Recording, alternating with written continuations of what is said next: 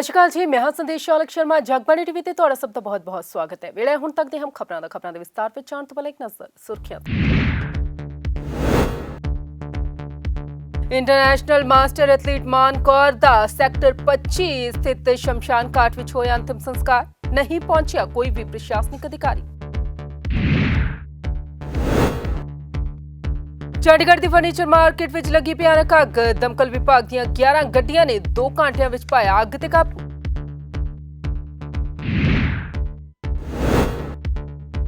ਤੇ Indian woman rider club ਵੱਲੋਂ ਜ਼ੀਰਕਪੁਰ ਤੋਂ ਪੰਚਕੂਲਾ ਤੱਕ ਕੱਢੀ ਗਈ ਮੋਟਰਸਾਈਕਲ ਰੈਲੀ।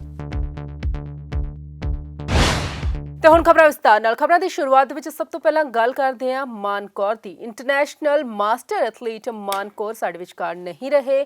ਉਹਨਾਂ ਦਾ ਦੇਹਾਂਤ ਹੋ ਗਿਆ ਬੀਤੇ ਦਿਨ ਤੇ ਅੱਜ ਉਹਨਾਂ ਦਾ ਅੰਤਿਮ ਸੰਸਕਾਰ ਕੀਤਾ ਗਿਆ। ਚੰਡੀਗੜ੍ਹ ਦੇ ਸੈਕਟਰ 25 ਸਥਿਤ ਸ਼ਮਸ਼ਾਨ ਘਾਟ ਦੇ ਵਿੱਚ ਉਹਨਾਂ ਦਾ ਅੰਤਿਮ ਸੰਸਕਾਰ ਕੀਤਾ ਗਿਆ। ਪਰ ਇਸ ਮੌਕੇ ਸਭ ਨੂੰ ਦੁੱਖ ਇਹ ਵੀ ਸੀ ਕਿ ਮਾਨ ਕੌਰ ਸਾਡੇ ਵਿਚਕਾਰ ਨਹੀਂ ਰਹੇ ਤੇ ਗੁੱਸਾ ਇਹ ਵੀ ਸੀ ਕਿ ਕੋਈ ਵੀ ਪ੍ਰਸ਼ਾਸਨਿਕ ਅਧਿਕਾਰੀ ਇੱਥੇ ਨਹੀਂ ਪਹੁੰਚਿਆ। ਇਸ ਦੌਰਾਨ ਸ਼ਹਿਰ ਦੇ ਕਈ ਜਾਣੇ-ਮਾਣੇ ਲੋਕ ਤਾਂ ਉੱਥੇ ਮੌਜੂਦ ਰਹੇ, ਪਰ ਮਾਨ ਕੌਰ ਨੂੰ ਆਪਣੇ ਅੰਤਿਮ ਪਲਾਂ ਵਿੱਚ ਪੰਜਾਬ ਸਰਕਾਰ ਜਾਂ ਚੰਡੀਗੜ੍ਹ ਪ੍ਰਸ਼ਾਸਨ ਤੋਂ ਸਨਮਾਨ ਨਹੀਂ ਮਿਲਿਆ। ਮਾਨ ਕੌਰ ਦਾ ਰਾਜਕੀ ਸਨਮਾਨ ਦੇ ਨਾਲ ਅੰਤਿਮ ਵਿਦਾਈ ਤੱਕ ਉਹਨਾਂ ਦੀ ਨਹੀਂ ਹੋਈ। ਉਹਨਾਂ ਦੇ ਅੰਤਿਮ ਸੰਸਕਾਰ ਵਿੱਚ ਨਾ ਤਾਂ ਪੰਜਾਬ ਸਰਕਾਰ ਦਾ ਕੋਈ ਮੰਤਰੀ ਪਹੁੰਚਿਆ ਤੇ ਨਾ ਹੀ ਚੰਡੀਗੜ੍ਹ ਤੋਂ ਕੋਈ ਵੱਡਾ ਪ੍ਰਸ਼ਾਸਨਿਕ ਅਧਿਕਾਰੀ ਪਹੁੰਚਿਆ। ਅੰਤਿਮ ਸੰਸਕਾਰ ਵਿੱਚ ਸ਼੍ਰੋਮਣੀ ਅਕਾਲੀ ਦਲ ਦੇ ਸੀਨੀਅਰ ਨੇਤਾ ਦਲਜੀਤ ਸਿੰਘ ਚੀਮਾ ਜ਼ਰੂਰ ਪਹੁੰਚੇ ਸੀ। ਮਾਨ ਕੌਰ ਨੇ ਸ਼ਨੀਵਾਰ ਨੂੰ 105 ਸਾਲ ਦੀ ਉਮਰ ਵਿੱਚ ਅਖੀਰਲਾ ਸਾਹ ਲਿਆ। ਮਾਨ ਕੌਰ ਭਾਰਤ ਵਿੱਚ ਸਭ ਤੋਂ ਬਜ਼ੁਰਗ ਐਥਲੀਟ ਅਤੇ ਮਿਰੇਕਲ ਆਫ ਚੰਡੀਗੜ੍ਹ ਦੇ ਨਾਮ ਨਾਲ ਮਸ਼ਹੂਰ ਸੀ। ਉਹ ਗੋਲ ਬਲੈਡਰ ਕੈਂਸਰ ਤੋਂ ਪੀੜਿਤ। 8 ਜੁਲਾਈ ਤੋਂ ਉਹਨਾਂ ਦਾ ਇਲਾਜ ਡੇਰਾਬੱਸੀ ਦੇ ਹਸਪਤਾਲ ਤੋਂ ਚੱਲ ਰਿਹਾ ਸੀ। ਉਹ ਠੀਕ ਹੋ ਗਈ ਸੀ ਪਰ ਹੁਣ ਫਰੂਟ ਡਾਈਟ ਲੈਣ ਲੱਗੀ ਸੀ। ਪਰ ਸ਼ਨੀਵਾਰ ਨੂੰ ਅਚਾਨਕ ਉਹਨਾਂ ਦੀ ਤਬੀਅਤ ਵਿਗੜੀ ਤੇ ਦੁਪਹਿਰੇ ਕਰੀਬ 1 ਵਜੇ ਉਹਨਾਂ ਦੀ ਮੌਤ ਹੋ ਗਈ। ਉਹਦੇ ਚੰਡੀਗੜ੍ਹ ਦੀ ਫਰਨੀਚਰ ਮਾਰਕੀਟ ਦੇ ਵਿੱਚ ਅਚਾਨਕ ਹੀ ਅੱਗ ਲੱਗ ਗਈ। ਦਮਕਲ ਵਿਭਾਗ ਦੀਆਂ 11 ਗੱਡੀਆਂ ਮੌਕੇ ਤੇ ਪਹੁੰਚੀਆਂ ਤੇ 2 ਘੰਟਿਆਂ ਦੀ ਕੜੀ ਮੁਸ਼ੱਕਤ ਤੋਂ ਬਾਅਦ ਅੱਗ ਤੇ ਕਾਬੂ ਪਾਇਆ ਗਿਆ। ਤੁਹਾਨੂੰ ਦੱਸ ਦਈਏ ਕਿ ਇਸ ਦੌਰਾਨ ਕਾਫੀ ਸਾਰੀਆਂ ਦੁਕਾਨਾਂ ਜਲ ਕੇ ਸਵਾਹ ਹੋ ਗਈਆਂ ਤੇ ਇੱਥੇ ਕਰੋੜਾਂ ਦਾ ਨੁਕਸਾਨ ਹੋ ਗਿਆ। ਤਸਵੀਰਾਂ ਸਾਰੰਗਪੁਰ ਦੀਆਂ ਨੇ, ਜਿੱਥੇ ਸ਼ਨੀਵਾਰ ਦੇਰ ਰਾਤ ਨੂੰ ਫਰਨੀਚਰ ਮਾਰਕੀਟ ਦੇ ਵਿੱਚ ਅਚਾਨਕ ਅੱਗ ਲੱਗ ਗਈ।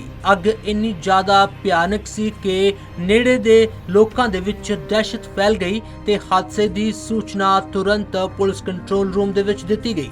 ਜਿਉਂ ਹੀ ਜਾਣਕਾਰੀ ਮਿਲੀ ਤਾਂ ਪੁਲਿਸ ਅਤੇ ਫਾਇਰ ਬ੍ਰਿਗੇਡ ਦੀਆਂ 11 ਗੱਡੀਆਂ ਮੌਕੇ ਤੇ ਪਹੁੰਚੀਆਂ ਤੇ 2 ਘੰਟੇ ਇਸ ਭਿਅੰਕਰ ਅੱਗ ਨੂੰ ਬੁਝਾਉਣ ਦੇ ਵਿੱਚ ਲੱਗੇ।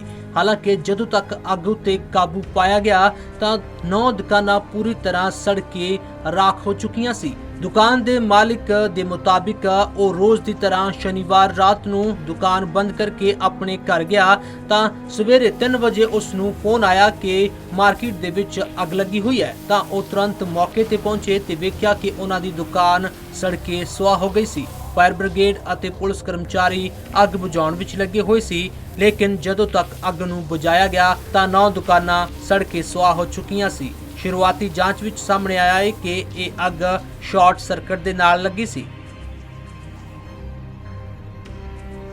ਹਾਦਸੇ ਵਿੱਚ ਕਿਸੇ ਤਰ੍ਹਾਂ ਦਾ ਜਾਨੀ ਨੁਕਸਾਨ ਤਾਂ ਨਹੀਂ ਹੋਇਆ, ਲੇਕਿਨ ਕਾਫੀ ਜ਼ਿਆਦਾ ਆਰਥਿਕ ਨੁਕਸਾਨ ਹੋਇਆ ਦੱਸਿਆ ਜਾ ਰਿਹਾ ਹੈ, ਜਿਸ ਦਾ ਅੰਦਾਜ਼ਾ ਤਕਰੀਬਨ 1.5 ਕਰੋੜ ਰੁਪਇਆ ਲਗਾਇਆ ਜਾ ਰਿਹਾ ਹੈ। ਚੰਡੀਗੜ੍ਹ ਤੋਂ ਜਗਬਾਣੀ ਟੀਵੀ ਲਈ ਕੁਲਦੀਪ ਕੁਮਾਰ ਦੀ ਰਿਪੋਰਟ।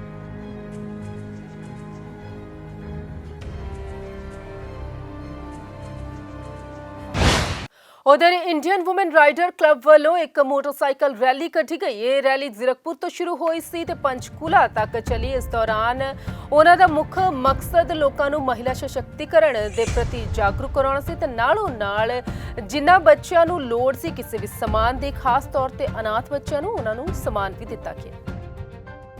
बाल सदन जो कि पंचकूला में एक ऑर्फनेज है, वहाँ जाएंगे और वहाँ पे डोनेशन राइड हम लोग। तो इससे पहले भी किन शहरों पे आप जो है जा चुके हैं? हाँ जी। क्या क्या जो है एक्टिविटीज रही है? जी, इससे पहले भी हम लोग डेटॉल के लिए दिल्ली मुंबई कर चुके हैं, देन फिर यूपी के लिए मिशन शक्ति कर चुके हैं। We are already running in 5 chapters and soon हम लोग हो सकता है वी आर ट्राइंग कि साउथ के लोग भी हमसे जुड़े, जितनी भी वहाँ की महिलाएं, because it's only women group. तो ये जो इंडियन वुमेन राइडर है, कितने एक ग्रुप में कितने महिलाएं?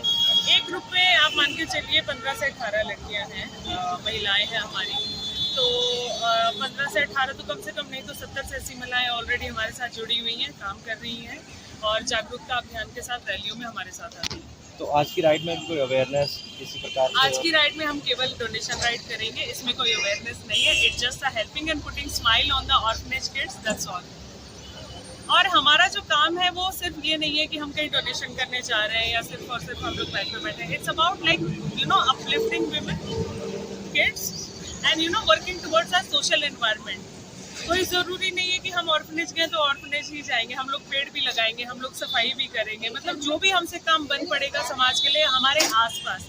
जैसे आज अब जीरकपुर में है तो पंचकुला के हम लोग ऑर्फनेज चले गए, फिर हो सकता है नेक्स्ट टाइम हम लोगों ने आर्म्ड फोर्सेस के लिए कुछ कर दिया, या किसी एक इलाके में अगर सफाई की ज़्यादा ज़रूरत है तो म्यूनसिपल कॉर्पोरेशन के साथ मिलकर वहाँ पे एक जागरूकता अभियान कर दिया। तो इस तरह से हम लोग काम करते हैं।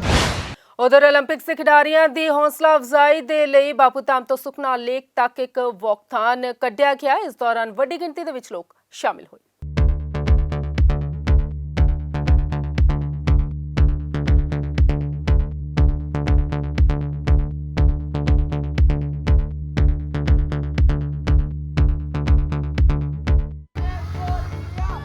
ਟੋਕੀਓ 올림픽 ਖੇਡਾਂ ਦੇ ਵਿੱਚ ਭਾਰਤੀ ਟੀਮ ਪੂਰੇ ਦਮਖਮ ਅਤੇ ਜੋਸ਼ ਖਰੋਸ਼ ਦੇ ਨਾਲ ਹਿੱਸਾ ਲੈ ਰਹੀ ਹੈ। ਭਾਰਤੀ ਖਿਡਾਰੀਆਂ ਤੋਂ ਪੂਰੇ ਦੇਸ਼ ਨੂੰ ਬਿਹਤਰ ਪ੍ਰਦਰਸ਼ਨ ਦੀਆਂ ਉਮੀਦਾਂ ਨੇ ਤਾਂ ਦੂਜੇ ਪਾਸੇ ਭਾਰਤ ਦੇ ਵਿੱਚ ਖਿਡਾਰੀਆਂ ਦਾ ਉਤਸ਼ਾਹ ਵਧਾਉਣ ਦੇ ਲਈ ਇੱਕ ਸੁਰ ਦੇ ਵਿੱਚ ਚੀਅਰਸ ਫॉर ਇੰਡੀਆ ਦਾ ਨਾਰਾ ਵੀ ਲਗਾਇਆ ਜਾ ਰਿਹਾ ਹੈ। ਇਸੇ ਕੜੀ ਦੇ ਵਿੱਚ ਐਤਵਾਰ ਨੂੰ ਬਾਪੂ ਧਾਮ ਦੀ ਯੁਵਾ ਸਤੰਭ NGO ਨੇ ਸੁਖਨਾ ਲੇਕ ਤੱਕ ਵਾਕਥੌਨ ਕਰਵਾਈ ਤੇ ਸਮਾਜ ਸੇਵੀ ਜੀਵਨ ਜਯੋਤੀ ਦੇ ਸਹਿਯੋਗ ਦੇ ਨਾਲ ਕਰਵਾਈ ਗਈ ਵਾਕਥੌਨ ਦੇ ਵਿੱਚ NGO ਦੇ ਤਕਰੀਬਨ 70 ਬੱਚਿਆਂ ਨੇ ਹਿੱਸਾ ਲਿਆ। NGO ਦੇ ਬੱਚਿਆਂ ਨੇ ਕਰੋਨਾ ਦੇ ਨਿਯਮਾਂ ਦਾ ਧਿਆਨ ਰੱਖਦੇ ਹੋਏ ਚੀਅਰਸ ਫॉर ਇੰਡੀਆ ਅਤੇ ਭਾਰਤ ਮਾਤਾ ਦੀ ਜੈ ਦੇ ਨਾਅਰਿਆਂ ਦੇ ਨਾਲ ਵਾਕਥੌਨ ਸ਼ੁਰੂ ਕੀਤੀ ਤੇ ਵਾਕਥੌਨ ਪੂਰੀ ਕਰਕੇ ਬੱਚੇ ਸੁਖਨਾ ਲੇਕ ਦੇ ਸਾਇਲੈਂਸ ਗਾਰਡਨ ਵਿੱਚ ਪਹੁੰਚੇ, ਜਿੱਥੇ ਬੱਚਿਆਂ ਨੂੰ ਸੋਸ਼ਲ ਡਿਸਟੈਂਸਿੰਗ ਦੇ ਨਾਲ ਬਿਠਾਇਆ ਗਿਆ ਅਤੇ ਫਿਰ ਰਿਫਰੈਸ਼ਮੈਂਟ ਦਿੱਤੀ गई। ये युवा स्तंभ जो NGO है ये बहुत बापू धाम कॉलोनी में काम कर रही है और आज ये बच्चे इकट्ठे होके यहाँ पे इंडिया को चीयर करने के लिए आए हैं। तो ये सभी बड़े जोश में हैं और ये यहाँ से लेक तक ये जाएंगे और वहाँ पे फिर ये वहाँ पे सारे इकट्ठे होंगे। ਇਸ ਮੌਕੇ ਵਾਕਥੌਨ ਦੇ ਵਿੱਚ ਮੁੱਖ ਮਹਿਮਾਨ ਦੇ ਤੌਰ ਤੇ ਪਹੁੰਚੀ ਹਸਤਿੰਦਰ ਕੌਰ ਨੇ ਦੱਸਿਆ ਕਿ 올림픽 ਖੇਡਾਂ ਦੇ ਵਿੱਚ ਭਾਰਤੀ ਖਿਡਾਰੀਆਂ ਨੇ ਜੋ ਜੋਸ਼ ਅਤੇ ਜਜ਼ਬਾ ਦਿਖਾਇਆ ਹੈ ਉਹ ਕਾਬਿਲੇ ਤਾਰੀਫ ਹੈ ਤੇ ਆਉਣ ਵਾਲੀਆਂ ਖੇਡਾਂ ਦੇ ਵਿੱਚ ਵੀ ਭਾਰਤ ਨੂੰ ਕਈ ਮੈਡਲ ਹੋਰ ਹਾਸਲ ਹੋਣਗੇ। आज हमारे NGO ने बापूधाम से लेकर सुखना लेक तक एक चीयर्स फॉर इंडिया नाम से वॉकथॉन निकाली थी। ये वॉकथॉन हमारे इंडियन टीम को चीयर्स करने के लिए थी। हमारी टीम ने पूरे जोश और उत्साह के साथ इसमें बढ़ चढ़कर भाग लिया और इन चीयर्स फॉर इंडिया का नारा लगाकर इंडियन टीम को प्रोत्साहन दिया। तो मेरी यही आशा है कि हमारी जितनी भी टीम ओलंपिक्स में गई हैं वो बहुत सारे मेडल जीत के लाएगी और हमारे भारत देश का नाम एक बार फिर ऊँचा करेगी। हमारे युवा स्तंभ NGO की तरफ से टोक्यो ओलंपिक में गई ही टीम को चेयर्स करने के लिए वॉकथॉन निकाली थी। यह वॉकथॉन बापू धाम से सुखना लेक तक थी। इसमें बापू धाम के और युवाओं ने बढ़ चढ़ के भाग लिया। मैं चाहती हूँ इसी तरीके से हमारे इंडिया के खिलाड़ी आगे बढ़ें और हमारे भारत का नाम रोशन करें। ਇਹਨਾਂ ਬੱਚਿਆਂ ਦੇ ਵਿੱਚ ਹੌਸਲਾ ਅਤੇ ਆਪਣੇ ਦੇਸ਼ ਅਤੇ ਖਿਡਾਰੀਆਂ ਪ੍ਰਤੀ ਭਾਵਨਾ ਵੇਖਦੇ ਹੋਏ ਲੱਗਦਾ ਹੈ ਕਿ ਹੁਣ ਪੁਰਾਣਾ ਸਮਾਂ ਚਲਾ ਗਿਆ ਹੈ ਤੇ ਇਹ ਨਵਾਂ ਭਾਰਤ ਹੈ। ਹੁਣ ਇੱਥੇ ਚੰਗੇ ਖਿਡਾਰੀਆਂ ਦਾ ਸਨਮਾਨ ਹੁੰਦਾ ਹੈ ਤੇ ਖੇਡਾਂ ਵਿੱਚ ਹਿੱਸਾ ਲੈਣ ਵਾਲਿਆਂ ਦੇ ਲਈ ਪੂਰੇ ਅਵਸਰ ਨੇ। ਚੰਡੀਗੜ੍ਹ ਤੋਂ ਜਗਬਾਣੀ TV ਲਈ ਕੁਲਦੀਪ ਕੁਮਾਰ ਦੀ ਰਿਪੋਰਟ। ਗੱਲ ਕੋਰੋਨਾ ਅਪਡੇਟ ਦੀ ਕਰ ਲੈਨੇ। ਹਮੇਸ਼ਾ ਤੁਹਾਨੂੰ ਇਹੀ ਗੱਲ ਕਹਿੰਦੇ ਆ ਕਿ ਆਪਣਾ ਖਿਆਲ ਰੱਖਿਆ ਕਰੋ। ਕੋਰੋਨਾ ਦੇ ਮਾਮਲੇ ਸਾਡੇ ਸ਼ਹਿਰ ਦੇ ਵਿੱਚ ਘਟ ਰਹੇ ਨੇ, ਪਰ ਸਾਡੇ ਦੇਸ਼ ਦੇ ਵਿੱਚ ਬਹੁਤ ਸਾਰੇ ਸੂਬੇ ਅਜਿਹੇ ਹਨ ਜਿੱਥੇ ਕੋਰੋਨਾ ਦੇ ਮਾਮਲੇ ਵਧਣੇ ਸ਼ੁਰੂ ਹੋ ਗਏ ਨੇ ਤੇ ਉੱਥੇ ਸਥਿਤੀ ਗੰਭੀਰ ਹੁੰਦੀ ਜਾ ਰਹੀ ਹੈ। ਅਜਿਹੇ ਵਿੱਚ ਸਾਡਾ ਫਰਜ਼ ਬਣਦਾ ਹੈ ਕਿ ਕੋਰੋਨਾ ਦੇ ਜਿਹੜੇ ਨਿਯਮ ਹੈਗੇ ਨੇ ਉਹਨਾਂ ਦਾ ਅਸੀਂ ਪਾਲਣ ਜ਼ਰੂਰ ਕਰੀਏ। ਜਿੰਨਾ ਹੋ ਸਕੇ ਘਰੋਂ ਬਾਹਰ ਨਾ ਨਿਕਲੋ, ਮਾਸਕ ਜ਼ਰੂਰ ਪਾ ਕੇ ਰੱਖੋ, ਸੋਸ਼ਲ ਡਿਸਟੈਂਸਿੰਗ ਦਾ ਖਿਆਲ ਵੀ ਜ਼ਰੂਰ ਰੱਖੋ। ਬੇਸ਼ੱਕ ਸਰਕਾਰਾਂ ਵੱਲੋਂ ਛੂਟ ਦੇ ਦਿੱਤੀ ਗਈ ਹੈ ਪਰ ਸਾਡੇ ਪਰਿਵਾਰ ਦੀ ਜ਼ਿੰਮੇਵਾਰੀ ਸਾਡੇ ਸਿਰ ਤੇ ਹੈ। ਦੇਖ ਲੈਂਦੇ ਹਾਂ ਕਿ ਅੱਜ ਦੀ ਕੋਰੋਨਾ ਅਪਡੇਟ ਕੀ ਕਹਿੰਦੀ ਹੈ।